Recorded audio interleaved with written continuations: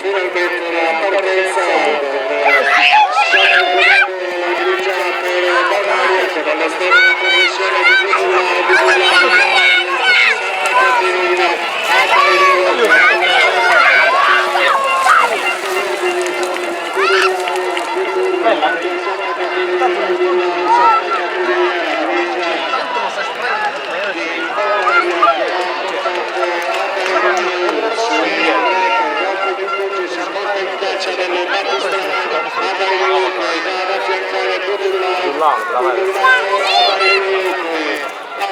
agli inizi della retta per il secondo passaggio Availu davanti a Modullato di Maria Schulz passata che viene in terza posizione che riporta sempre a portato per l'aria in questo video il secondo passaggio che sta iniziando